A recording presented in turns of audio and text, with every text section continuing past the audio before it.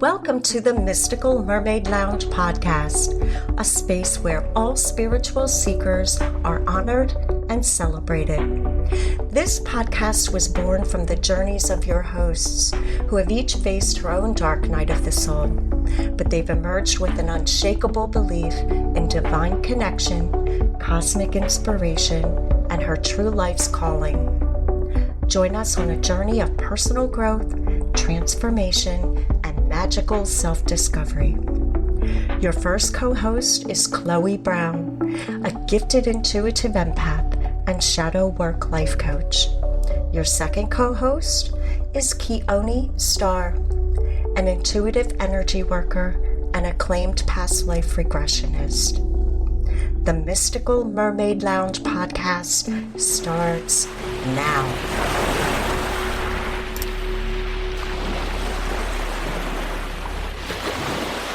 We are so happy to welcome our guest, Son of Thunder. You will be amazed at his story that ultimately shows his integrity, moral character, strength, and connection to spirit.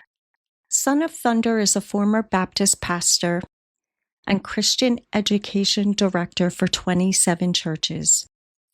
He's here to talk to us about his experience as a pastor and why he ultimately left the church and decided to pursue nature-based practices, hoodoo, and venerating his ancestors. Welcome, Son of Thunder. We are so happy to have you with us. I'm excited to be here. Glad to share. Thank you. We are so excited to have you here. Tell us a little bit about your background. I'm an Eastern North Carolinian, Greenville, Kinston, Wilson area. So when I grew up, I'm close to 50 years old. It was dirt roads. There wasn't town, anything for like 20 miles.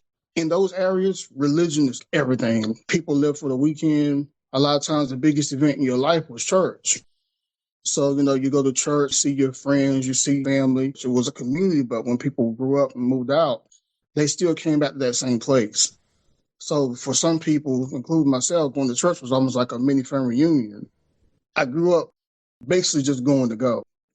The storytelling was awesome because our pastor used to be an evangelist, so he could absolutely captivate you with his preaching. Then I got a little older. I went to college, and that's where the story goes another direction. I was in a car accident, and I literally saw my life flash before my eyes. And I saw what to me were all the important moments. And I saw the birth of my niece. I remember different things that were important to me and formed me into the person I was then. And all this is happening as the windshield is coming towards my face. My nose is literally about to touch. I'm about to go through the windshield. And there I was. I had steeled myself and prepared to meet whatever end it was. According to the religion I was raised in, me not being saved, it meant I had like an automatic ticket to hell. But this is what changed everything for me. Instead of me going through the windshield and having a broken neck and bleeding out on the pavement, 4 hands on my chest and on my belly literally pushed me back. I was actually pressing against the steering wheel with all the might that I had. And I was pretty strong. I could bench about 400 pounds then. And then those 4 hands came and pushed me back in that seat with so much force that it knocked the wind out of me, I couldn't even breathe. So instead of people coming to my funeral crying, I'm in the car, and now I'm in the ambulance. And I'm wondering, how in the world am I even alive? I got hit head on and somehow survived. I know I didn't have the physical strength, and I was a pretty strong man, to survive this. What happened? I went to a store and bought my first Bible ever. So I'm like, listen, I've done some reading here, I've done some studying, and this is my little prayer. If you are truly up there and you exist, then I'll dedicate my life to you. But if you're not real, I kind of need to know now. So if there is something, I need to see a miracle. It needs to be something to convince me to exist and I'll serve you. Things happen, I'm like, okay, well, this must be it. So, I went to church and I actually became a preacher. I got ordained, I preached, and I actually taught Bible study in my conference. I became a Christian education director. I literally have 5 biblical degrees. So you were an actual preacher. What denomination of church were you preaching? Free Will Baptist. That's fire and brimstone. all day. So what happened? I'm a nerd at heart, so I listen to NPR, find out what's going on in the world. So I learned that the Bible wasn't originally written in this English King James Version. So then I went to talk to the literal head of all 9 branches of Free Will Baptist. And I asked, since this isn't the original language and you want to be as close to as you can to the source, then why shouldn't we be doing investigation to get back to Aramaic, to get back to Hebrew? They said a lot of this stuff has really changed over the years based on whoever wrote it. And it was not necessary, he told me. On NPR, there was this guy who was 91 years old. He had gotten his doctorate. He was a priest. He could read the Bible, of course, in English, Old English, Gaelic, Hebrew, Aramaic. He could read it in Greek, and he could even read the ancient Hebrew. Shouldn't we want to do the same kinds of things? Seems like a fair question as the Christian education director and a pastor. I did go digging. I did go reading. I bought translations. Some people in these churches, they're there because they're concerned about their souls. And those are the people you should be trying to reach, leading people towards some sort of salvation or leading them from one place to another and actually giving them hope. How can I be privy to this but not bring it? Right. So that clearly disillusioned you. And then you mentioned something about the housing crisis. This was 2008 when the housing crisis was just going crazy. Right. You had a friend who tried to wake up the churches a little bit. Right here in Greensboro. She literally went to several neighborhoods, took pictures of churches, and on that one block, took pictures of the houses in foreclosure, sent that stuff to the pastors and was like, listen, on the block your church sits, you have people that are in peril, in need, families that are breaking up, people being removed from their homes. What are you doing to help them? The response, they don't come to my church. So what was your response to that when you heard that? Back then, I had a whole different kind of mindset. Like, they don't support that church. But then I learned something. In 1999, there was a flood down east. It was like the 175-year flood, literally insane. I know of a church where the whole community was flooded out. They had a building that was dry. It literally could have housed a couple hundred people. They have refrigerators there. They have stoves. It could have been a lifeblood to people that had literally lost everything. I'm talking cars, houses, clothes, all the food they had. They literally lost everything. And instead of being the beacon of light the church is supposed to be, well, if they come in here and somebody break their leg, it's a liability. So I had to do something different. When I came to spirituality or came to magic, I came with ill intent. And I happened to find out about shadow work. So 6 months of shadow work, I got myself together, I'm meditating. I'm able to recognize my part in whatever happened. Because sometimes, you might just ask for it.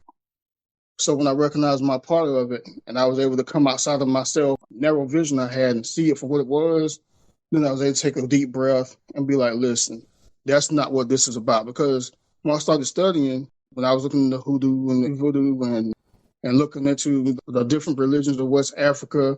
And I also did a study on Wiccan. It's really like a practice of light. I found the same thing with magic. It's about living in harmony with the world, but also being able to bend some things in your favor. First of all, it is not common in any traditional religion to find people who can look back critically and say, something's not adding up here. You had the wherewithal, even after all those degrees and being ordained, to say the word and the intent is not matching up here. That speaks to who you are in your heart. So I just have to say that. Number 2, I like how you described the vision of seeing so many things related to your life in a split second as you were coming to meet the windshield in that car accident. I'm presuming that's not the first time you've had that kind of vision, is it? I remember being younger. Man, we used to ride bicycles. My grandma used to live literally straight down the street. I remember seeing certain houses and seeing people that didn't live in the houses in the house. Like I could kind of see through them.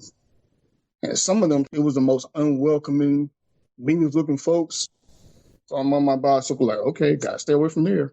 I didn't know what that site was. And then, you would see some things, it's inviting, it's calm, it's warm, it's approachable. I was in church, and this is one of the things that I remember. But this right here, I shall never forget. The preacher was up there, he was talking. There was somebody that had thought they had seen an angel in the field. So this person ran all the way back to the house and was like, I seen an angel in the field. They asked for such and such. So everybody ran back down here to see the angel. Lo and behold, there was this glorious being full of light. According to the story now, it turned dark and hideous and just about beat a man to death. And that cured me from going to talk to or approach anything that I saw. That one story, I think I was maybe 6 years old when I heard it, and it stuck with me to this day. It took a lot to get past that. Because, if you have auditory, clairaudience, they always tell you, if you hear a voice, don't answer it. I had an experience where these angels, I know that's what they were now, showed up. And I knew anytime an angel shows up in the Bible, the first thing they say is fear not, because they are some crazy looking massive creatures usually. I saw them and I was like, I'm going to go over there. And that story kicked in the back of my head. But they were massive. And I know they were there because I had asked a question. When I went there, I must have spoke to the angel because I lost an hour. I don't know what was said. I can't, in my meditation, go back to get to it yet. But when I came back, because I was at work, to me, it hadn't been more than maybe like 10 minutes. I came back and they were like, dude, you've been gone for an hour. I looked at my watch and I had literally been gone for an hour. So I don't know where we went or what was said, but that helped me to kind of get past this whole story I heard about this supposedly glorious being turned into something dark and crazy and beating this man almost to death. But yeah, as far as it goes, now I'm sitting back and I'm looking at it, because a lot of things, being a child, I kind of put in the back of my mind. When you come home and, you talk about that kind of stuff, your people kind of massage it out of you. But then when you get older and you start having these experiences and you're like, well, I had asked for a visitation and I had asked for clarity concerning these things and to show me any evil or any negative entity or spirit or anything that's against me or any hidden work or whatever. And it pop up in front of you like, I asked about this right here and I received it because it was my prayer. When you ask for it and you get it, now you got to deal with the fact that it happened and you got it. Those experiences you've been having all your life. Yeah. It's always been there. Like mantras. When I was small, in my head all day long at school, I'm just like reciting these mantras. I mean, like 10 hours, 12 hours straight. And then when it happened, I'm like, that's because I prayed for it. Gratitude, it will get you a absolutely long ways. I was in my car, it was storming. I mean, it was insane. And I'm one of those people where I appreciate the magic in storms. I appreciate the power in storms. And I appreciate the rain they provide and the way they just change the earth and make sure everything continues forward. But I do not like being stuck out in them. When I got home, people need to tell their homes, thank you so much for protecting me and sheltering me, because it's cold outside. I could be out there. It's raining outside. It's lighting outside. I could be out there. I could literally be out here fighting for my life in the midst of a storm. I'm just thankful to be here, safe, sound, and secure. Thank you for providing that for me. It's a house. People think maybe they won't respond, but to me, I think everything has some will and some spirit. I literally feel like right now, even as I'm reiterating it, that just being thankful right back. Like, thank you for noticing. In the book, Braiding Sweetgrass, the author talks about making sure we show appreciation to Mother Earth and show our gratitude, whether it's by an offering, whether it's through a prayer, something to show that we recognize and appreciate the abundance that she shares with us. And I thought, what type of relationship would we think it's okay for us to just take and never to show appreciation or give anything in return? I think they call that toxic. toxic Yes, relationships. yeah.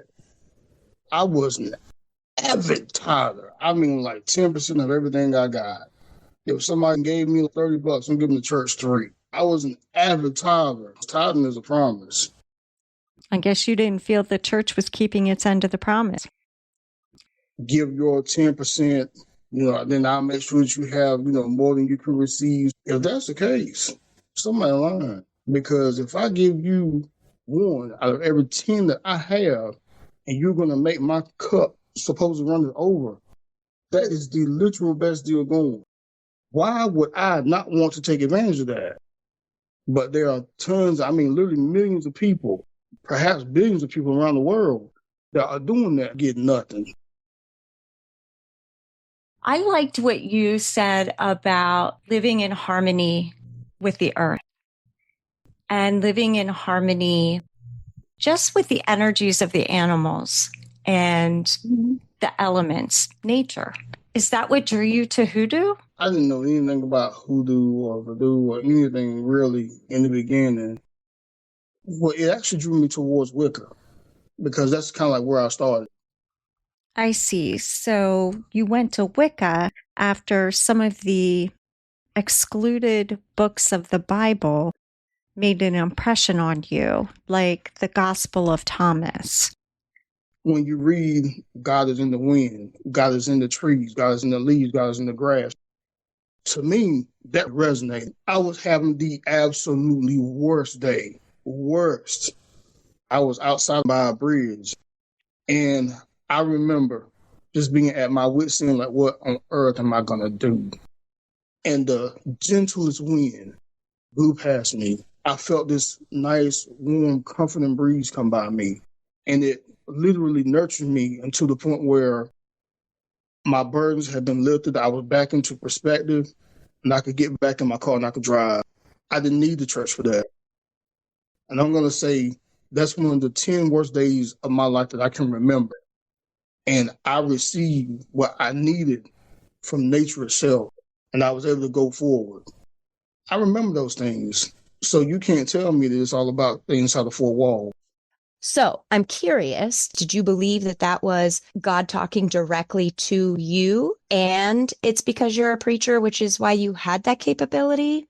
I can speak about that day, particularly because I had this war in my mind, if you will. I had noticed, and my sister had actually brought it to my attention, that anything that I had said would come to pass. And I remember the one thing in particular, so I had noticed that my sister would always shut the door in this car, and it was like a heavy door. Hey, you better stop before you shut your hand up in that door. I know exactly where this is going. Pain. My parents used to have a car with really heavy car doors, and I was just a little kid.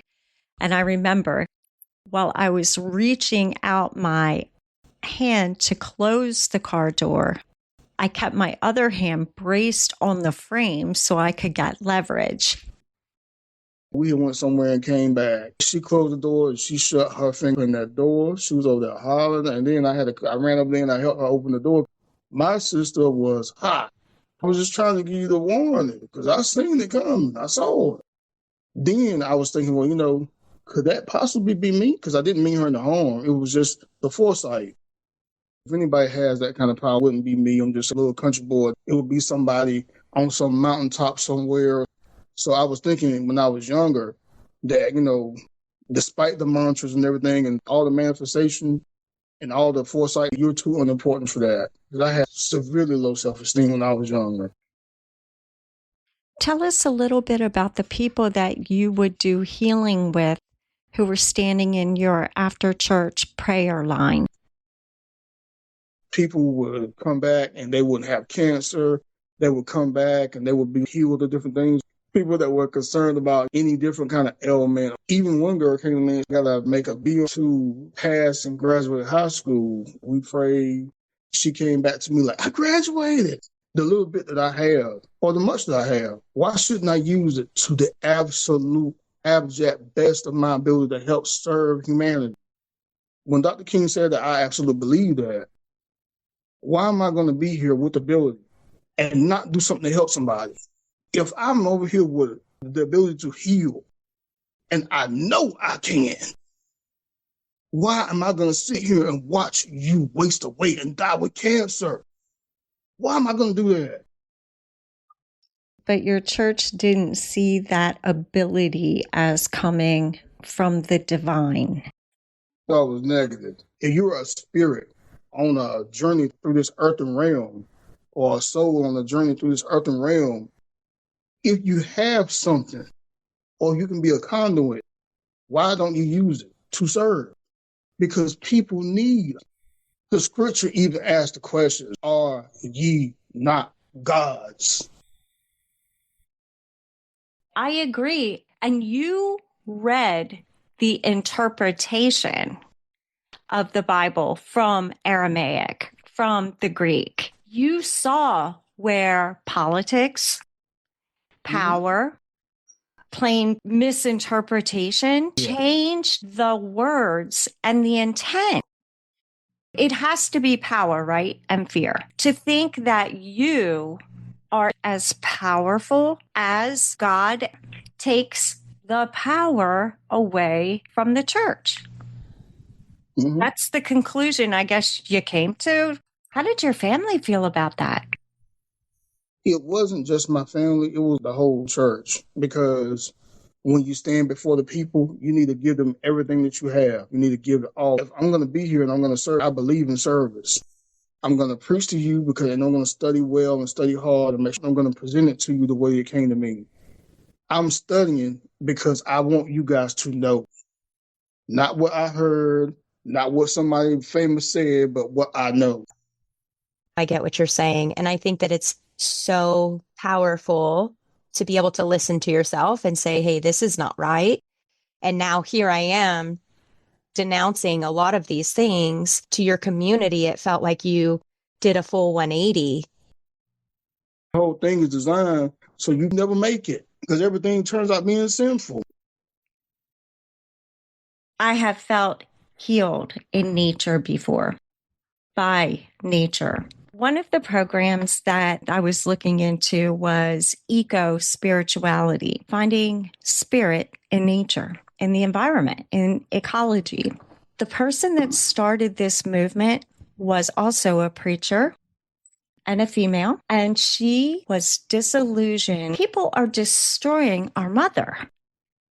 And she, as a preacher, wanted to incorporate, you mentioned this not being preached, she wanted to incorporate a lot of the biblical verses that spoke to how cleansing and healing nature was.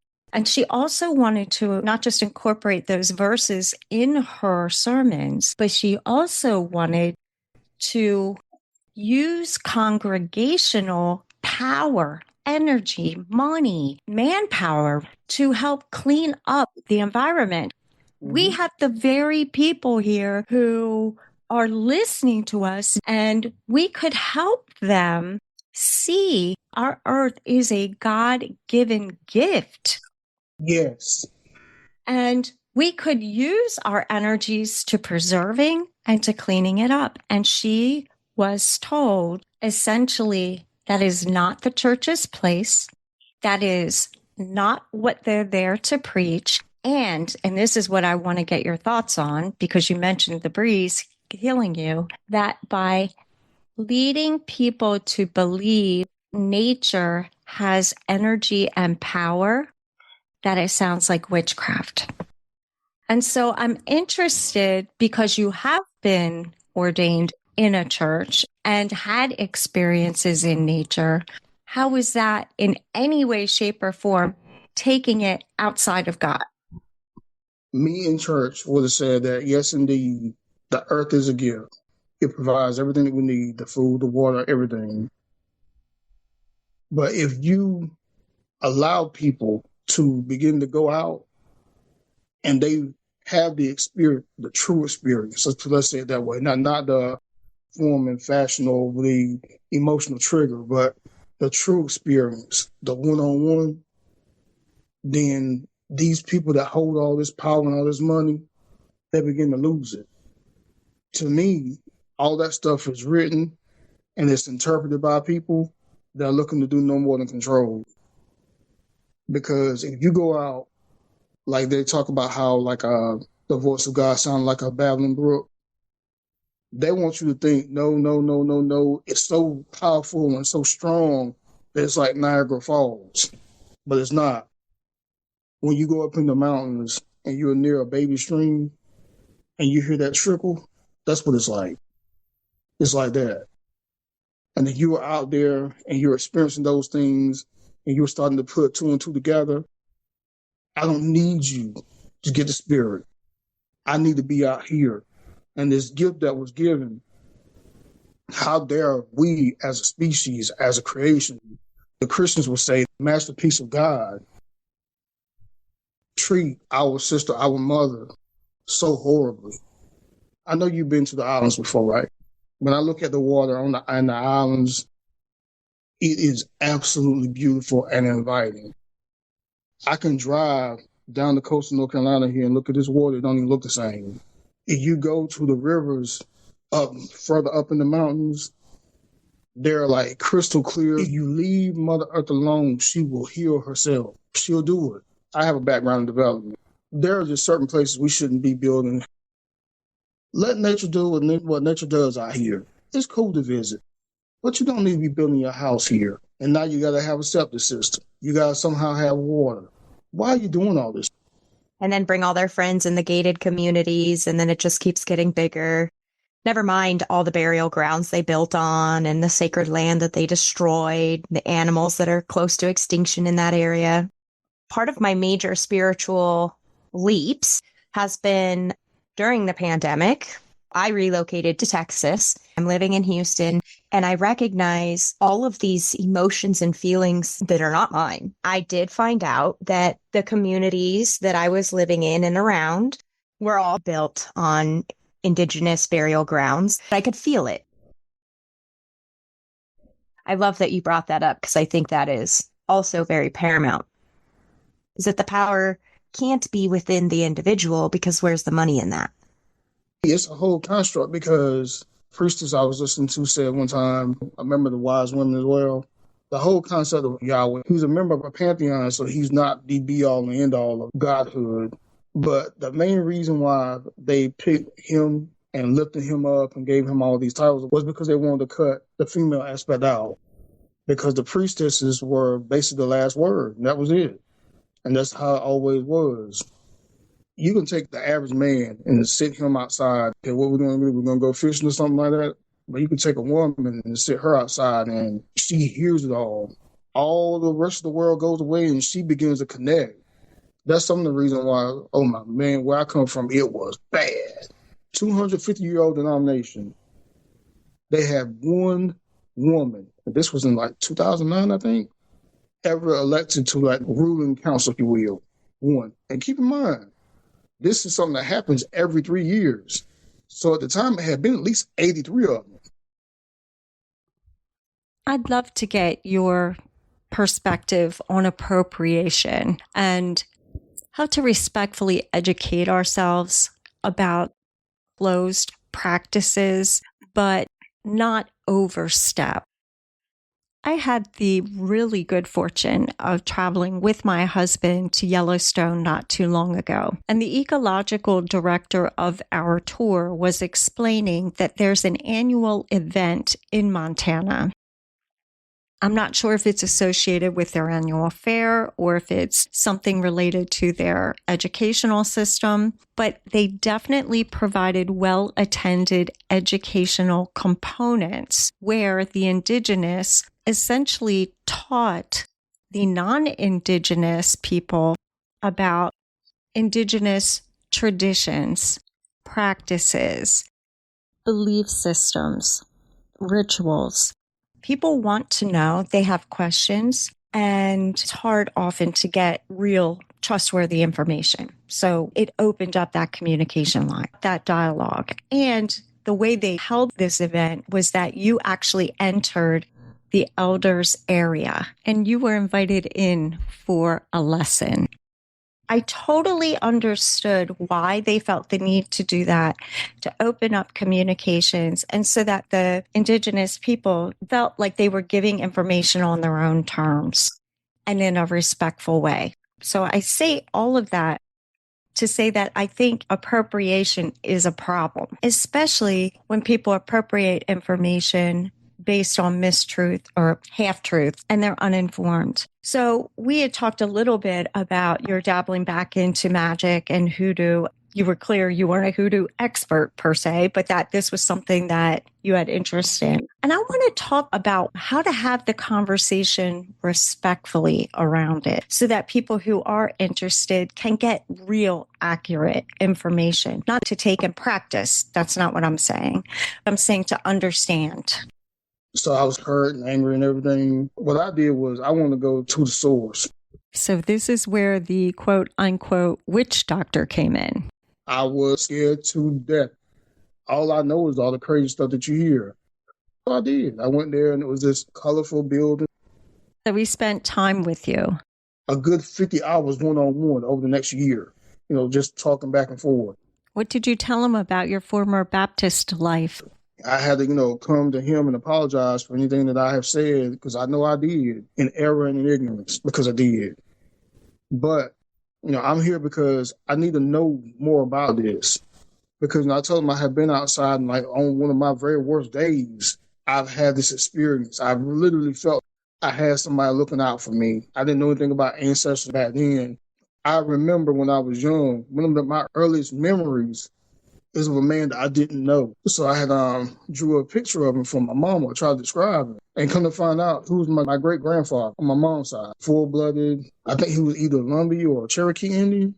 And to my knowledge, we had none of that in our family. She was like, yeah, that's him. We call him Poor. He would show up in my dreams. The only reason he's doing that, I feel, because dreams, they're demonic and whatever else, on that side of the world. But I'm like, he wouldn't be doing this just to torment me. Nobody I know does any of this, so I went to him. When people come respectfully and they come truly seeking, then it does open up the ability to have that dialogue, to have a real conversation. This guy, he was telling me about his history and his past and his past. When people do come, we recognize the ignorance. I've been there. I've been in those shoes. Come with respect. Don't come with jokes. Don't come with playing. Because come open-minded. Come to learn. I think it does open up the dialogue to actually become not just better informed, but gain a level of respect that people didn't even know was even there. And then if people are really looking for an example, Pope Francis came and he did the same thing a few years back. A Supreme Pontiff would bring himself here and meet with elders and pray with them. How can you do any different? Your hoodoo mentor really helped you with your ancestor veneration practices. Tell us a little bit about that. In my prayers, I'm like, my ancestors known, my ancestors unknown, because I don't know all of them. I don't.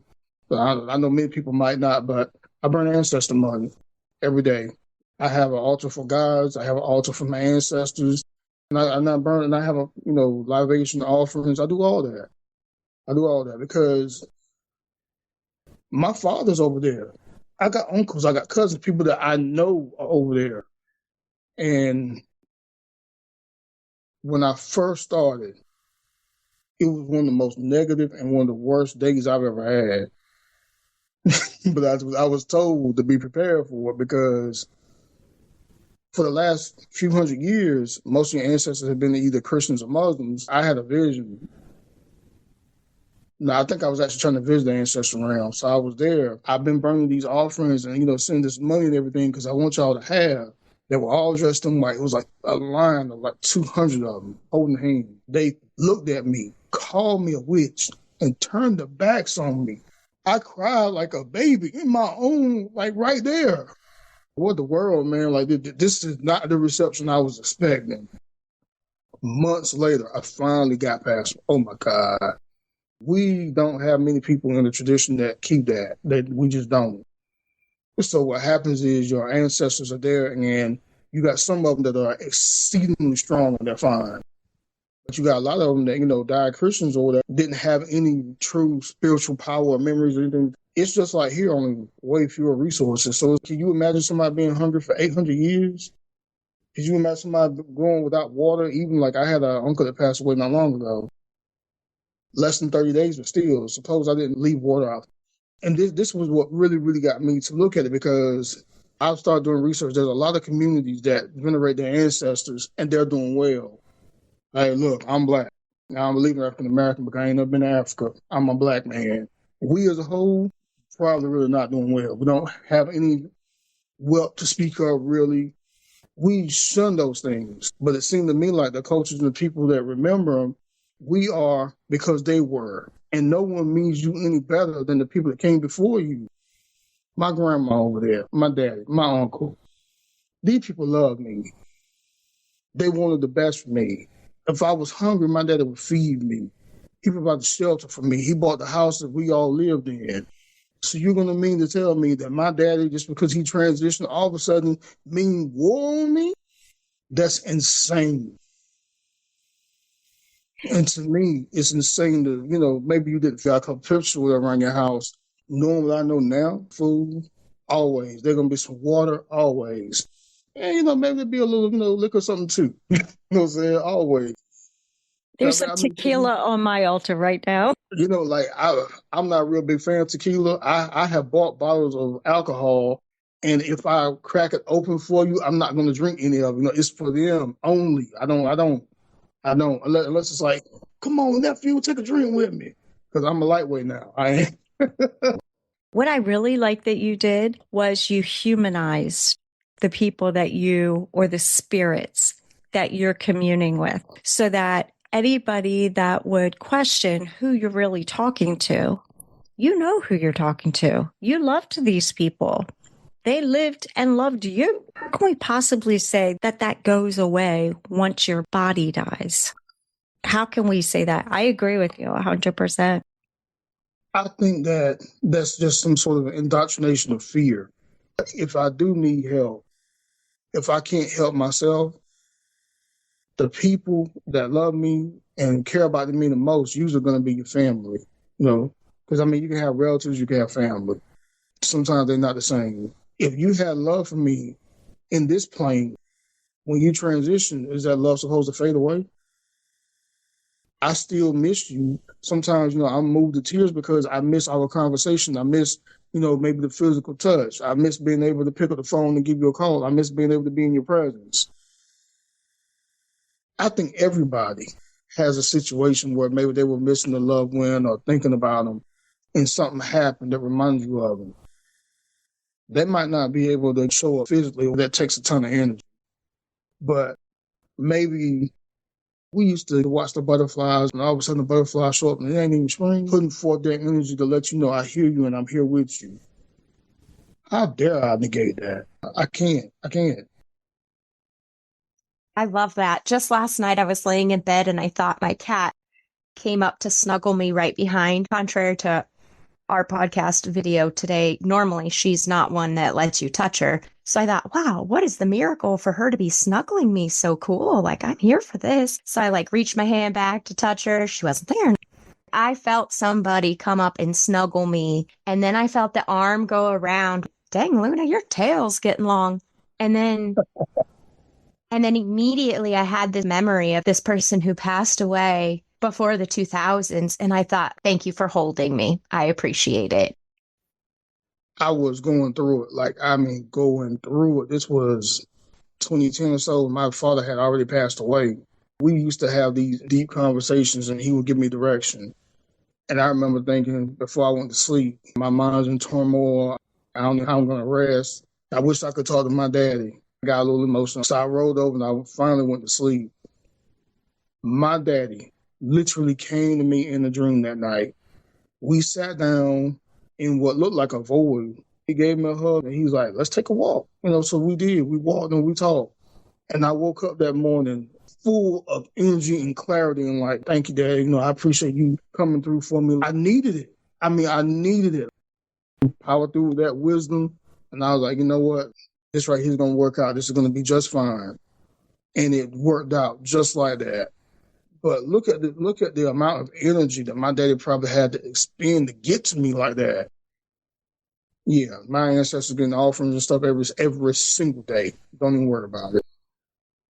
That's it. You've convinced me. They deserve something to let them know that I remember them and that they meant something to me. Something tangible. I know our thoughts are powerful, but something tangible. And you know what? I like what you said about the tequila. I never opened that bottle before. It's for them. I like that. Yeah. Sometimes they're like, somebody wanted some liquor. I'm like, you know what? Man, let me get this right here for you. And then so I'm in there with them that can too, and like, yo, come on, nephew, drink with us. I'm like, love nah, that. nah. Like they're like, oh, so you just gonna let me drink alone? This is like the lyric comes, yo, you just gonna let me drink alone? Yo, how you gonna do me like that? I'm like, you know what, man, I ain't got nothing to do. I ain't going out nothing. And if I do, I can call a lift or whatever. Man, I'll toss one back with you. Man, I'm over here like, yo, this stuff is on fire. And then like the amount of laughter that hit my ears. Oh, he a lightweight, look at him. I love it. My Native American side of my family can't process liquor, right? Because they're indigenous Americans. So, and the other half were Dunkard Brethrens, which is like 2 steps away from Amish. So I'm leaving tequila for the one guy that drank. I know there's got to be somebody.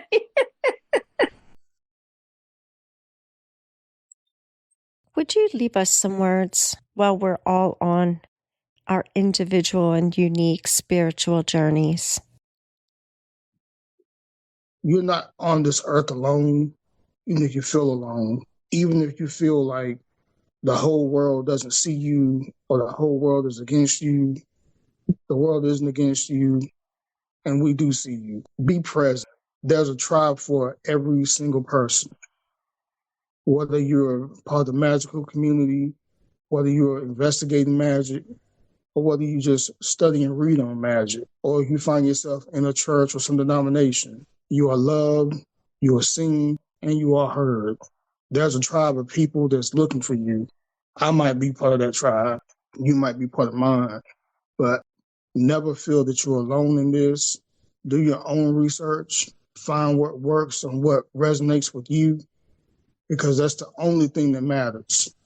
And for those of you that are on the search for truth, there's absolutely nothing wrong with that. I applaud you in it. But I'm going to tell you what Dr. Albert Blair said, and I take it as truth, and I take it as life, and I take it as spirit. There's no such thing as truth until you decide what truth is for yourself. When you get that, be guided by it, let it lead you. When the time comes, you profess it, and you lead others to know that the truth is what they find to be true for themselves. That's where you get your power. That's where you find your strength. And even if you are supposedly standing alone, that's where you find your tribe, because none of us are alone. Absolutely none of us. Thank you so much, Son of Thunder, for joining us today and sharing your experiences and your words of wisdom. And we wish you all the best in your continued search. Yes, it was absolutely wonderful having you here. Thank you so much. The pleasure has been mine. Thank you for having me.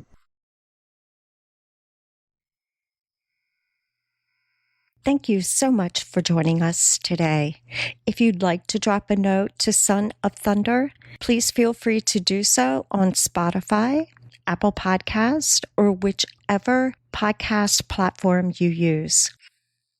Don't let the mystical magic stop here. Please check out Past Lives Cafe podcast, hosted by Keone, where we talk about all things past lives, including amazing stories, healing experiences, and truly inspirational insights.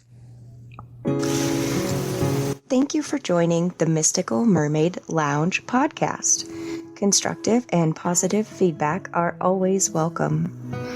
Drop us some fan mail at mysticalmermaidlounge@buzzsprout.com or email us directly at mysticalmermaidlounge@yahoo.com. Finally, we do not accept sponsorships or ads so that we may bring a less distracting message to our listeners.